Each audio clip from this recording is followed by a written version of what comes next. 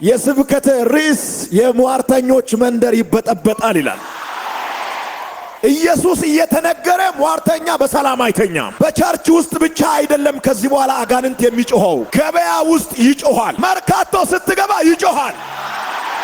ይሄ ዓመት ከመዘጋቱ በፊት ምን ያምራል ብትሉኝ፣ መስቀለኛ መንገድ ላይ አጋንንት ሲጮህ ማየት። እንደዚህ አይነት ግሎሪ ሲመጣ አያለሁ። እንደዚህ አይነት ሰዎች ተቀብቶ ሲነሱ አያለሁ። የገሃነም ደጅ የማይቋቋማቸው፣ የሲኦል ኃይል የማይችላቸው፣ የክፎች ስብሰባ የማይመልሳቸው፣ በወንጌል ኃይል ምድርቱን የሚያነቃንቁ በእግዚአብሔር የተላካችሁ የክርስቶስ አምባሳደሮች፣ የኢየሱስ ምስክሮች፣ የክርስቶስ አፈቀላጤዎች ደስ ይበላችሁ። በሚመጣው ዓመት በሟርተኞች መንደር እንከብዳለን።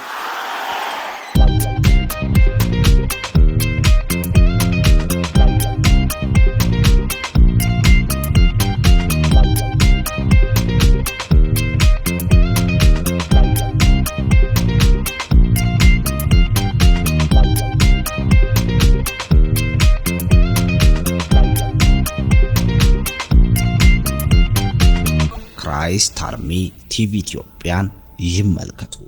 ዛሬ እንዲናገር እግዚአብሔር ውስጤ ላይ ያስቀመጠው የመጽሐፍ ቅዱስ ክፍል ሐዋርያት ሥራ ምዕራፍ 16 ከቁጥር 16 ጀምሮ ይሆናል። ወደ ጸሎት ስፍራም ስንሄድ የሟርተኝነት መንፈስ የነበረባት ለጌቶቿም እየጠነቆለች ብዙ ትርፍ ታመጣ የነበረች አንዲት ገረድ አገኘችን። እርሷ ጳውሎስንና እኛን እየተከተለች የመዳንን መንገድ የሚነግሯችሁ እነዚህ ሰዎች የልዑል አምላክ ባሪያዎች ናቸው ብላ ትጮህ ነበር። ይህንም እጅግ ቀን አደረገች። ጳውሎስ ግን ተቸገረና ዘወር ብሎ መንፈሱን ከእርሷ እንዲወጣ በኢየሱስ ክርስቶስ ስም አዛለው አለው። በዚያም ሰዓት ወጣ። ቁጥር 19 ጌቶቿም የትርፋቸው ተስፋ እንደወጣ ባዩ ጊዜ ጳውሎስንና ሲላስን ይዘው ወደ ገበያ በሹማምት ፊት ጎተቷቸው። ወደ ገዦቿም አቅርቦ እነዚህ ሰዎች አይሁድ ሆነው ከተማችንን እጅግ ያናውጣሉ፣ እኛም የኦሮም ሰዎች ሆነን እንቀበላቸውና እናደርጋቸው ዘንድ ያልተፈቀደልንን ልማድ ይናገራሉ አሉ። የስብከተ ርዕስ የሟርተኞች መንደር ይበጠበጣል ይላል። የአስማተኞች መንደር ይበጠበጣል። የደጋሚዎች መንደር ይበጠበጣል። በኃይል ይበጠበጣል። ኢየሱስ እየተነገረ ሟርተኛ በሰላም አይተኛም። የክርስቶስን ስልጣን እየተናገርን ሟርተኛ በሰላም አያድርም። ኢየሱስ ሲነገር መናወጥ ያለበት ካለ ይናወጣል። መነቃነቅ ያለበት ይነቃነቃል። መነቀል ያለበት ካለም ይነቀላል። በቸርች ውስጥ ብቻ አይደለም ከዚህ በኋላ አጋንንት የሚጮኸው፣ ገበያ ውስጥ ይጮኻል። መናኸሪያ ውስጥ ይጮኻል። መንገድ ላይ ይጮኻል። መርካቶ ስትገባ ይጮኻል። ኢየሱስን ይዘህ ትወጣለህ። ኢየሱስን ይዘህ ትገባለህ። ስሙ ባንተ ላይ ሲሰራ፣ ስሙ ባንተ ላይ ሲንቀሳቀስ የሟርተኞች መንደር ይናወጣል። ይሄ ዓመት ከመዘጋቱ በፊት ምን ያምራል ብትሉኝ፣ መስቀለኛ መንገድ ላይ አጋንንት ሲጮህ ማየት።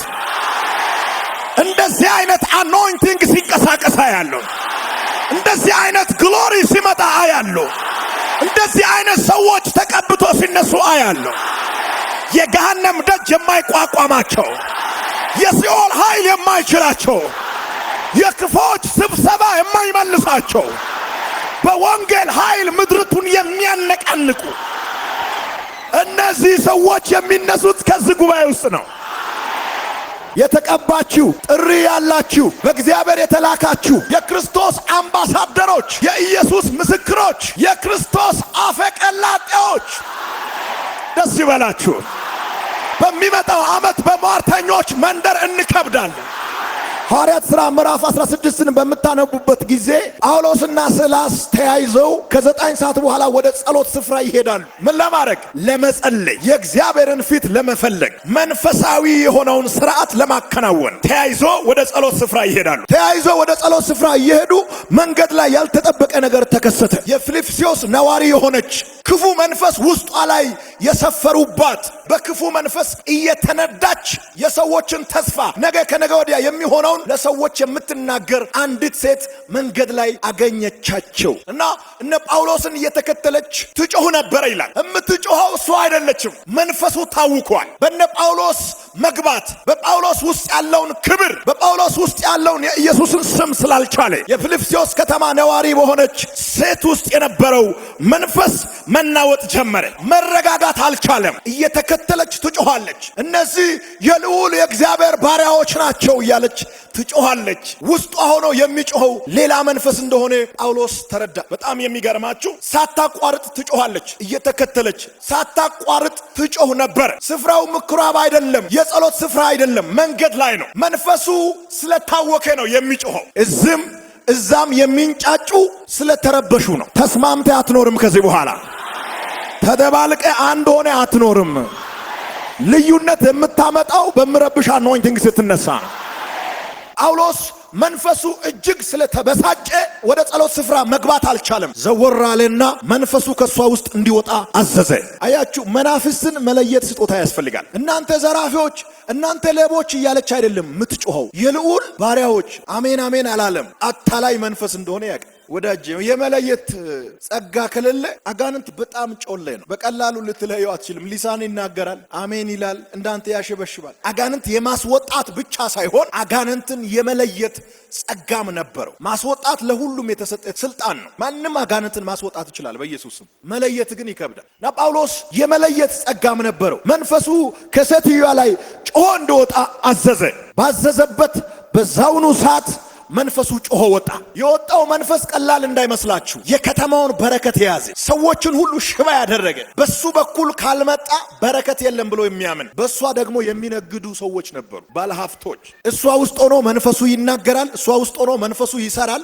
እሷ ውስጥ ሆኖ መንፈሱ ይንቀሳቀሳል። ጌቶቿ ወይም አሳዳሪዎቿ ገንዘብ ያገኛሉ። መንፈሱ በእሷ ላይ ሲሰራ በመንፈሱ አማካኝነት ገንዘብ የሚያገኙ ሰዎች ነበሩ። አሳዳሪዎቿ ነበሩ፣ ጌቶቿ ነበሩ። የገቢ ምንጫቸው እሷ ውስጥ ያለው መንፈስ ነበር። አስመጭና ላኪ አይደሉም። ሱቅ የላቸውም፣ ሱፐርማርኬት የላቸውም፣ ገበያ ውስጥ መደብ የላቸውም። የሚያገኙት በዚህ መንፈስ በኩል በሚመጣው እንካም ነው። የሚተዳደሩት በሴትዮዋ ውስጥ ባለው መንፈስ ብቻ ነው። ገቢ የሚያገኙት በሴትዮዋ ውስጥ ባለው መንፈስ አማካኝነት ብቻ ነው። ጳውሎስ ባዘዘ ሰዓት መንፈሱ ጮሆ ሲሄድ የገቢ ምንጫቸው ተቋረጠ። እንደዚህ ይሆናል ዘንድሮ። የአስማተኞችን ምንጭ የሚዘጉ የሟርተኞችን ምንጭ የሚዘጉ ኃያላን ሲነሱ አያለሁ። መንፈሱ ከሌለ ገቢ ማግኘት አይችሉም። ሴትዮዋ መናገር የምትችለው መንፈሱ ውስጧ ላይ ሲኖር ብቻ ነው። መንፈሱ ትቷት ሄደዋል። አሁን መናገር አትችልም። እንዲህ ትሆናለህ፣ እንዲያ ትሆናለህ ማለት አትችልም። ቢኮዝ መንፈሱ ከውስጧ ወጥቶ ሄዷል። መንፈሱ ከሄደ በኋላ የወደፊት ተስፋ ለሰዎች መናገር አትችልም። መንፈሱ ከሴትዮዋ ውስጥ ጮሆ ሲሄድ የሟርተኞች ገቢ ተቋረጠ። መንፈሱ ጮሆ ከሴትዮዋ ላይ እንደሄደ ባዩ ጊዜ አሳዳሪዎቿ በታላቅ ቁጣ መጡ። ገቢያችን ተቋረጠ እያሉ አይደለም የመጡት። በጣም አታላዮች ናቸው ማለት ስለማይችሉ ከሌላ ስርዓት ጋር አገናኝቶ ነው የመጡት። እኛ ሮማውያን ሆነን ልናደርጋቸው የማንችላቸውንና ያልተፈቀደልንን ስርዓት ያደርጋሉ። እነ ጳውሎስ አያችሁ፣ ከስርዓት ጋር ነው ያገናኙት። ተጎዳን፣ ምንጫችን ተቋረጠ አላሉም። የውስጣቸው ቁጣ የውስጣቸው ፍላጎት ሌላ ነው። ይዞ የመጡት ክስ ደግሞ ሌላ ነው። ያኛው እንደማያዋጣቸው ስለሚያውቁ እኔ ጠንቋይ ነኝ፣ በዚህ ነው ገቢ ማገኘው፣ ገቢ ምንጭ ተቋረጠ ማለት ስለማይችል በሌላ በኩል ነው የመጣው። በጳውሎስና በሲላስ ላይ ክስ መስርቶ መጡ። በሮም ከተማ ሊደረግ የማይገባው ነገር እያደረጉ ነው። አዲስ ትምህርት እያስተማሩ ነው። ከዛም አልፎ ተርፎ መንገድ ላይ አጋንንት እያስወጡ ነው። መንገድ ላይ ከቸርች ወጥቶ መንገድ ላይ አጋንንት መውጣት በይፋ ይሆናል። በሚመጣው ዓመት 2016 በይፋ በአደባባይ በግልጽ አጋንንቶችን ታባራቸዋለህ። በነ ጳውሎስ ላይ ክስ ተመሰረተ። ከተማችን ያናውጣሉ አሉ። በቁጥር 20 ላይ በምትመለከቱበት ጊዜ እነዚህ ሰዎች አይሁድ ሆነው ከተማችንን እጅግ ያናውጣሉ። አይሁድ ሆነው ከተማችንን እጅግ ያናውጣሉ። ፊልጵስዩስ በመሰለች ትልቅ ከተማ ላይ ኢየሱስ ጌታ ነው ብሎ መናገር በጣም አስቸጋሪ በነበረበት ሰዓት በዚህ ከተማ ውስጥ የኢየሱስን ጌትነት፣ የኢየሱስን አዳኝነት፣ የኢየሱስን የበላይነት ለመናገር በጣም አስቸጋሪ በሆነ ቦታ ላይ እነ ጳውሎስ በይፋ ተናገሩ። ኢየሱስ የበላይ እንደሆነ፣ ኢየሱስ የጌቶች ጌታ እንደሆነ፣ ኢየሱስ የኃያላን ሁሉ ኃያል እንደሆነ፣ አጋንንቶች ሁሉ ለስሙ እንደሚንቀጠቀጡ፣ ስሙ ሲጠራ ጥልቅ ያሉ መናፍስቶች እንደሚረበሹ በይፋ ተናገሩ። ቤተሰብ ያባረኛል ብለ የምትሸማቀቅ፣ በቆየሁበት አካባቢ እንዳልጠላ ብለ የምትሸማቀቅ፣ ከሰዎች ጋር የጀመርኩት ነገር ይቋርጥብኛል ብለ የምትሸማቀቅ፣ እንደዛ ይሆንብኛል ብለ የምትሸማቀቅ ከዛሬ በኋላ እነግርሃለሁ፣ በድፍረት መስክር፣ በድፍረት ተናገር፣ በድፍረት አውጅ፣ በድፍረት ስበክ፣ በድፍረት አውጅ። የምትናገረውን ቃል በምልክት ያጸናል። የምትናገረውን ቃል በምልክት ያጸናል። በሟርተኞች እጅ ታስራችሁ ያላችሁ ሰዎች፣ ለሟርተኞች እየሰገዳችሁ፣ ለሟርተኞች እየተንቀጠቀጣችሁ፣ በሟርተኞች እግር ስር እየተደፋችሁ፣ መጋረጃ ውስጥ አመድ ተቀብታችሁ የምትንከባለሉ፣ ቡና እያፈላችሁ የምትሰቃዩ ኢየሱስ ነው የበላይ። ከዚህ አይነት እስራት ውስጥ ነፃ የሚያወጣ ስም አውጃለሁ። ከዚህ አይነት እስራት ነፃ የሚያወጣ ስም አውጃለሁ። የኢየሱስ ስም ይፈታል። የኢየሱስ ስም ነፃ ያወጣል። በሮማውያን ሕግ መሰረት ለሮማውያን አዲስ ሃይማኖት መስበክ ፈጽሞ ክልክል ነው። አዲስ ኪዳን በተጻፈበት ዘመን አይሁዳውያን ወንጀለኛውን በመግረፍ ነበረ። ሮማውያን ወንጀለኞችን የሚቀጡት ደግሞ በዱላ በመደብደብ ነው። አይሁዳውያን ይገርፋሉ፣ ሮማውያን ይደበድባሉ። አዲስ ኪዳን በተጻፈበት ዘመን አይሁዳውያንና ሮማውያን ወንጀለኞችን የሚቀጡበት መንገድ ወይም ስርዓት ነበራቸው። አይሁዳውያን ይገርፋሉ፣ ወንጀለኞችን በመግረፍ ነው ቅጣት የሚያከናውኑ።